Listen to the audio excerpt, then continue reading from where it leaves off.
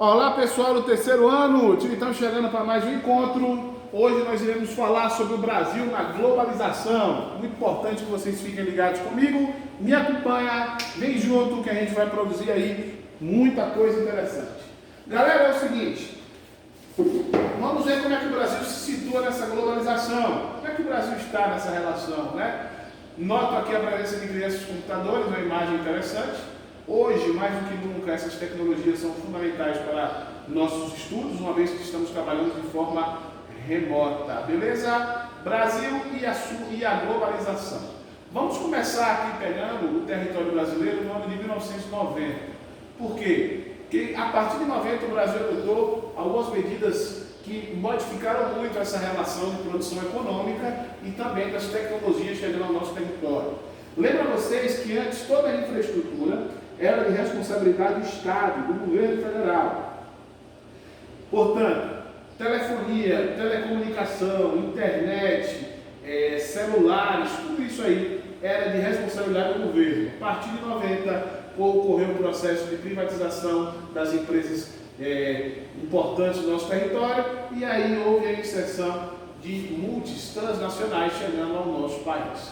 Beleza? Vamos observar aqui com calma. O livro traz aqui, alguns pontos aqui que foram modificados, certo? Por exemplo, abertura do mercado interno, redução das barreiras protecionistas, ou seja, a gente abriu para os produtos importados, facilitações para a entrada de produtos e investimento externo e privatização das empresas estatais. No final do século XX, estou falando já no finalzinho aqui, a integração comercial no Brasil com o exterior se tornou mais forte, uma vez que em 1991 a gente teve aí o Tratado de Assunção, que é a formação do Mercado Comum do Sul, ou Mercado do Cone Sul, ou Mercosul, como queira chamar. Impulsionado pelo Mercosul, as relações comerciais com a América Latina se ampliaram desde a década de 90, como mostra o quadro aí interessante para que vocês possam ver. Exportação brasileira para blocos econômicos, regiões e Estados Unidos. Então, blocos econômicos. União Europeia, o Brasil exportou aí no ano de 90 30% daquilo que produziu, em 94 27%, em 98 28%. ALADI, América Latina, um bloco econômico também, 10, 22, 26%. Olha o aumento. Estados Unidos teve uma redução. O Brasil deixou de depender mais do mercado americano para vender seus produtos. A Ásia houve um aumento e depois um pequeno decréscimo em 1998. A Europa também uma diminuição, depois um aumento. África, esse número aumenta. Oriente Médio, ele se mantém. E as outras regiões, a gente tem aí uma diminuição. Ou seja, o Brasil diversificou mais o seu volume de exportação. Certo? A partir da década seguinte, a expansão das relações comerciais com novos mercados alterou as proporções dos destinos das exportações brasileiras, destacando-se China, que se tornou o principal parceiro econômico do nosso país. No fim da década de 90, em meio a uma crise mundial, o G20 foi criado, Grupo dos 20. Tratava-se da união de países de economia emergente aos 8 mais influentes, que era o G8. A gente tinha o G8 e o G7, modificou aí, eu vou explicar para vocês com calma. E o Brasil cria então o G20, que são países emergentes mais as 8 maiores potências mundiais. A ideia aí era reivindicar uma participação mais justa, mais igualitária desses países emergentes na questão mundial. Vamos conhecer aqui um pouco o comércio mundial, vamos conhecer um pouco cada um. Primeiro, o que é o G20? É composto por África do Sul, Alemanha, Arábia Saudita, Argentina, Austrália, Brasil, Canadá, China, Coreia do Sul, Estados Unidos, França, Índia, Indonésia, Itália, Japão, México, Reino Unido, Rússia, Turquia e o Banco Central Europeu, que representa então a União Europeia. A formação do G20 propiciou a ampliação dos atores que discutem e tomam decisões sobre as políticas econômicas do G7 e G8. Vamos ver aqui o que é o G7 e G8. O G7 é composto por Canadá, Estados Unidos, França, Reino Unido, Itália, Alemanha e Japão. Em 98, a Rússia se juntou ao grupo do G8. Contudo, envolvendo aí a questão da Crimeia, um conflito que a gente vai estudar depois, a Rússia foi suspensa. Então o G8 vira G7. Então esse grupo aqui do G20, ele vem justamente para entrar em uma discussão para ter influência entre o G7 e o G8. Vamos lá. Crescimento econômico elevado de países como China e Índia no final do século XX e início desse século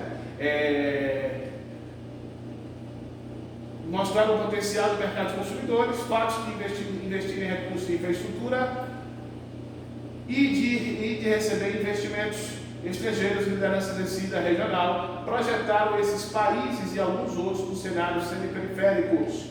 Então a gente vai ter a formação também de uma união aí dos BRICS, que é a inicial de países, B de Brasil, R de Rússia, I de Índia, C de China e S de South Africa, ou seja, África do Sul. Então, o BRICS é um grupo de países que tem dinheiro assim, emprestado a uma taxa de juros baixa, e o Brasil, junto com os outros países, fazem aí essa reunião constante. Está aqui uma foto da reunião do BRICS de 2013. Eu anoto aqui o presidente russo, a Índia, a África do Sul, e Dilma Rousseff, Vladimir Putin, enfim, eu tenho aí a reunião estabelecida. Beleza? Vamos seguir aqui com nossos raciocínios. Vamos lá. O Brasil da era da globalização também emergiu nas relações internacionais e no debate de importantes questões de geopolítica. Isso tem que ser mencionado. O Brasil resolveu aí um conflito existindo na Turquia, potências mundiais na produção de armas nucleares. O Brasil foi lá mediar essa discussão. O Brasil também teve influência direta no MINUSTAH, que foi as tropas da ONU, que o Brasil liderou e coordenou dentro do Haiti para estabelecer a paz no território, uma vez que o território vive muitos conflitos fortes, pesados, além de alta pobreza, questões naturais como terremotos ocorreram na região, e o Brasil então organizou e tomou conta dessas tropas para ajudar nesse processo. Também atuou em outros lugares do continente da África, como Congo, Sudão do Sul, Costa do Marfim, Saara Ocidental e também na Libéria. É bom citar isso. Missão de paz com a participação brasileira. Por que eu tenho esses quadrozinhos? Uma é da ONU e a outra é da OEA, a Organização dos Estados Americanos. Então, a gente atuou aqui na região da Colômbia, o MINUSTAH aqui na Índia, no Haiti, né? MINURSO, Saara Ocidental, o MIL na Libéria, o NOSCE na França, o UNIFAS, o NIMES, MONUSCO, enfim, o Brasil teve aí uma atuação em todos esses lugares, junto com a ONU, tendo então mostrando sua importância na geopolítica internacional. Beleza? Fica ligado nisso aí que é muito importante. Vamos falar aqui agora do Brasil conectado. Entre os diversos sinais de revolução técnico-científica e globalização, a aproximação dos locais afastados, os aparentes encurtamentos da distância e habilidade dos acessos. Para isso, tem que se criar tecnologias que possam, então, juntar esses espaços. E aí a gente fala sobre a internet. Beleza? De acordo com a Anatel, em 2014 o Brasil havia 280 milhões de telefones celulares, é mais do que a população brasileira. Mais de um acesso por habitante. Desde 90, quando foram habilitados os primeiros terminais móveis, a quantidade de novas linhas de acesso se multiplicou. Você pode ver aqui por esse gráfico que nós temos milhões de acessos em 94, essa crescente para 98, 2002, 2006, 10, 13 e 14.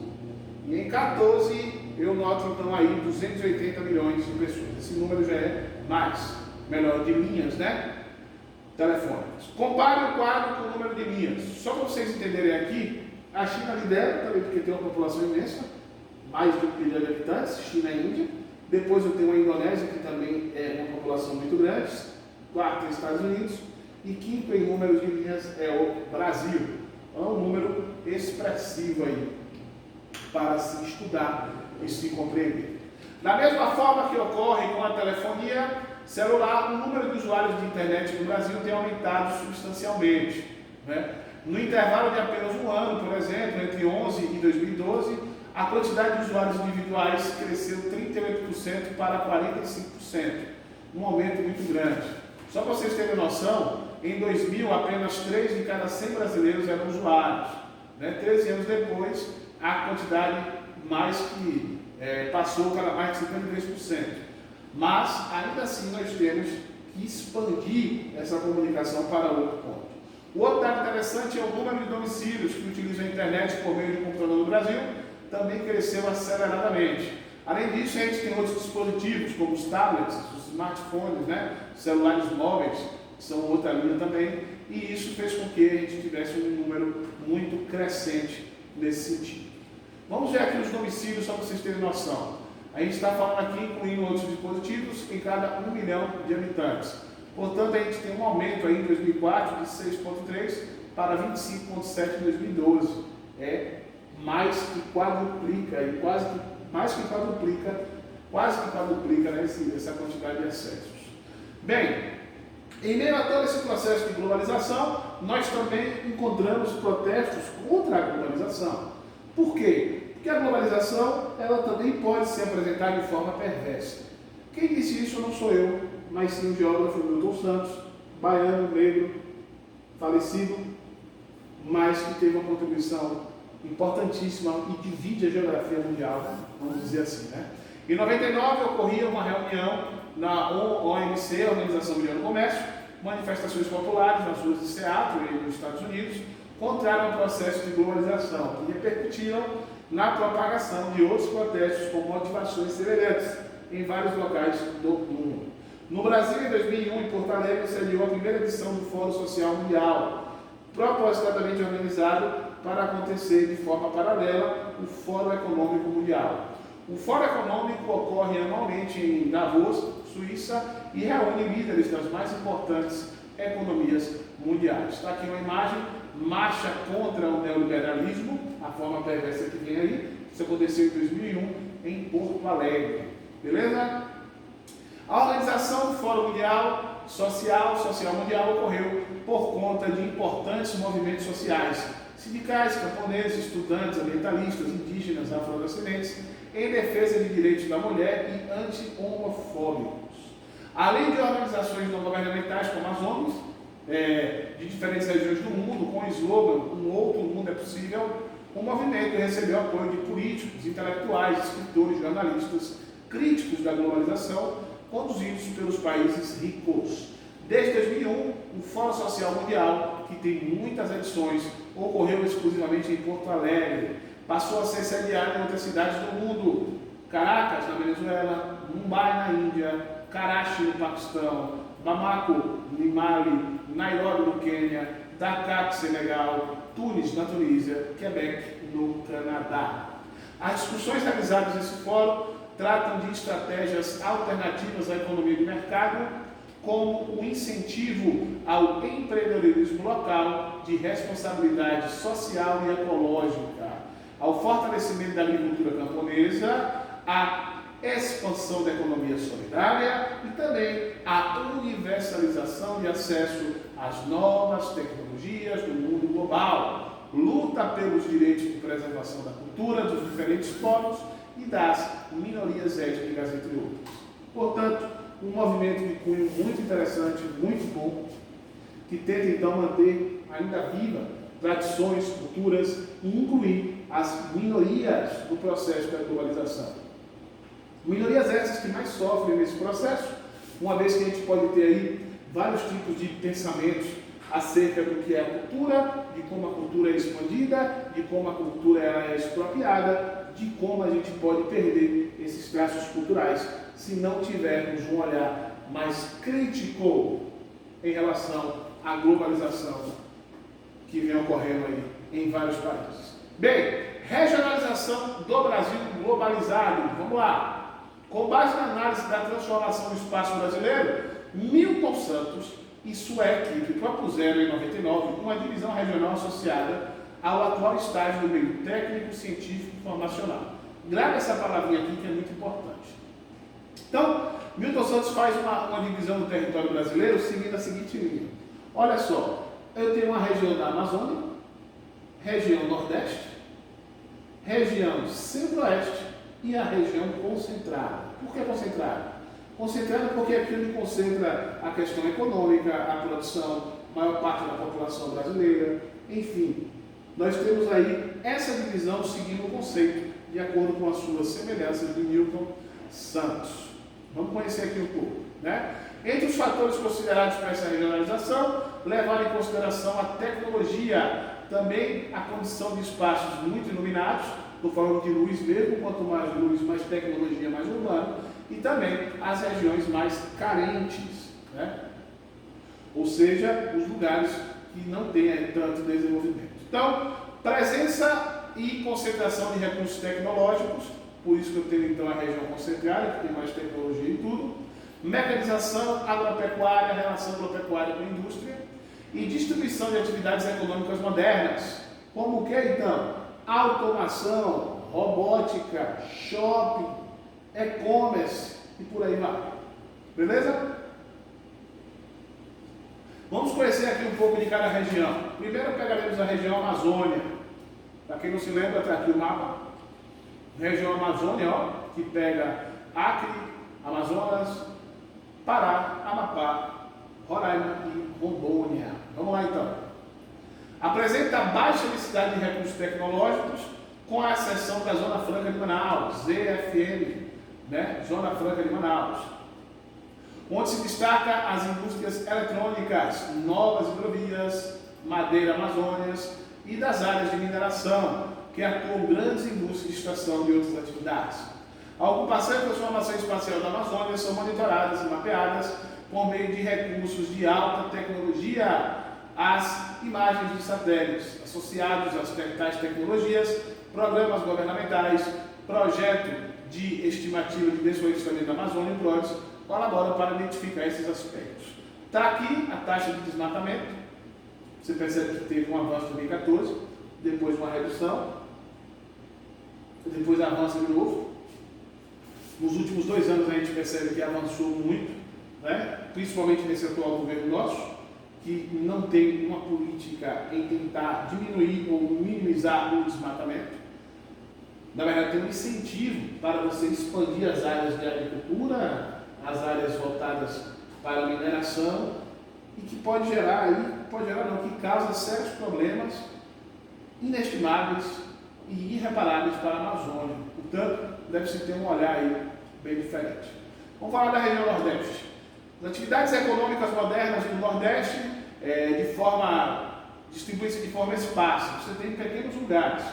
Decorem e gravem esses 3 pontos. Quando a gente fala de industrialização do Nordeste brasileiro, essas 3 capitais aí se destacam: Salvador, Recife e Fortaleza. Beleza? Salvador, polo industrial aí de Camaçari, bom se ligar. Recife a gente tem os portos e em Fortaleza também a gente tem aí uma tecnologia voltada. Além disso, temos também a região de Juazeiro e Petrolina na Bahia, Pernambuco, Pema, onde você tem aí a produção do agronegócio, né? Alta tecnologia, produção forte, área urbana para a exportação. Cito também aqui o polo de Camaçari, como eu disse a vocês, está aqui, ela tem uma aula de canto que eu estava querendo fazer com vocês, esse ano, a gente visitar o polo industrial de Camaçari. Beleza? Temos aqui também a região centro-oeste. Vamos lá então.